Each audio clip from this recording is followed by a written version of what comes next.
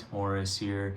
In this lesson, I'll be expanding on some of the ideas I talked about in my previous video on the flat nine and diminished chords in Western swing and swing.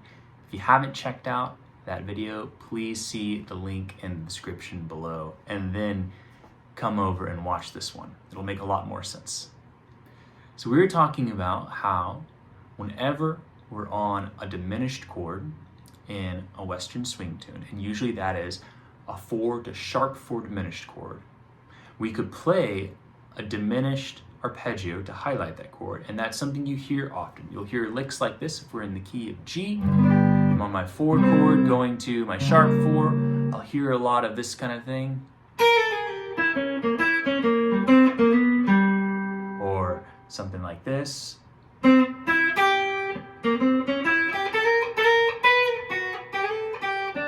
Which are really nice licks, but it can kind of get repetitive if all you really have is an arpeggio.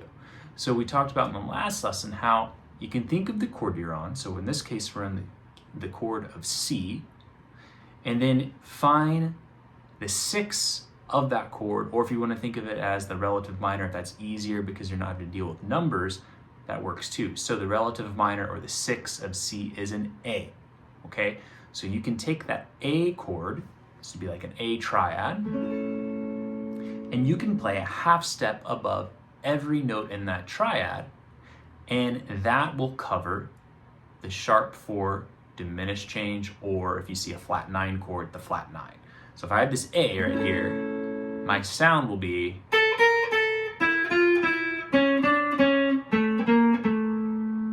like so.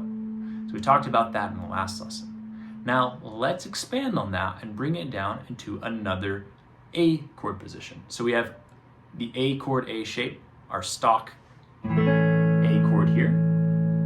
So we look at the triad. I have these half steps. And if I want to put the 3rd in the bass, I have it right there too. So we have that. And then we want to add in the flat 7 there. So we have the G here. And we can share another chord here with the A right here and play A, F, A if we want. So we have this whole kind of range of notes between this A chord and this A chord to pull from. So if we work this up, we have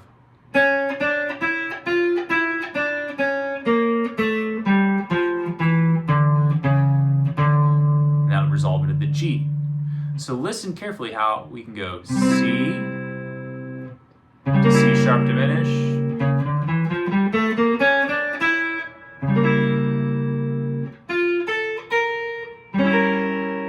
and resolve it right into G. So let's listen to that again. So C,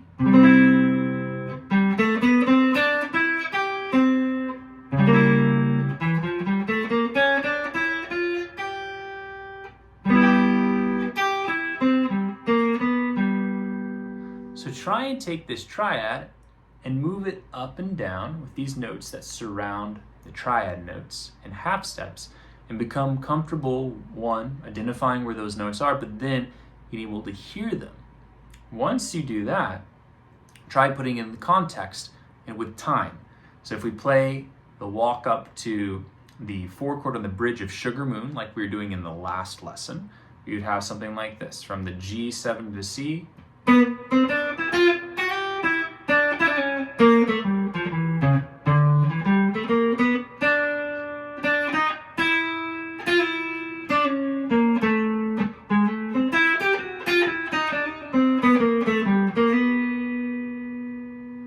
another one.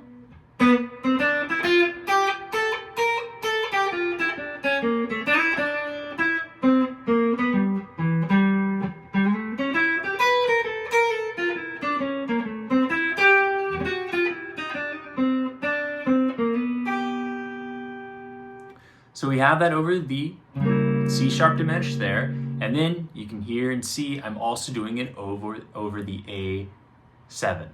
And that A7 works because I'm using the triad and then just including the flat 9, also including the flat 13 as well. So we have this nice sound here over the A to create more tension.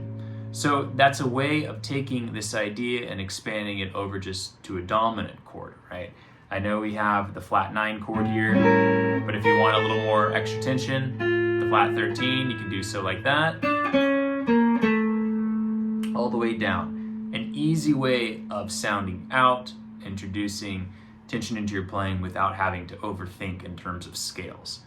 So we can do that over the A, and we can also do that over the D. So in some of the moves, I like to come down with this A minor arpeggio over the D, imagining the D7 chord here. I'll drop it down to the D here, and I'll play off the triad with the half steps. There's the flat 7, there's the half step to the 5, half step to the 3rd, and then resolve into the G chord there.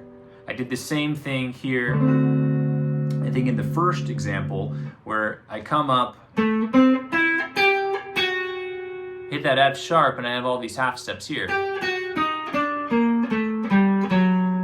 So again, I'm just visualizing where the triad is, or the flat 7 chord is, and then adding in those half steps right above those notes and then dropping back down to resolve. So if we do the bridge again, I might have and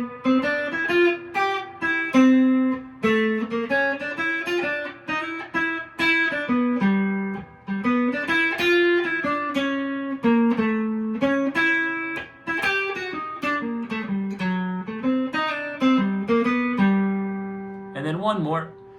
This might be overdoing it. You don't have to put this all in a solo. It's more of a practice so you can get this sound in your ear. If I was playing this live, it probably wouldn't do all of that, especially knowing your audience.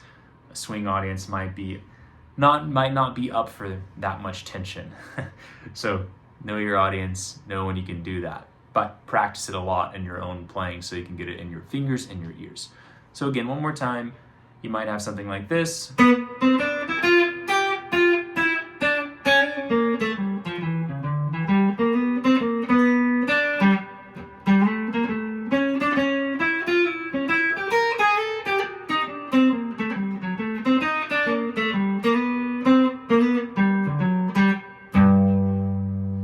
So that's the idea.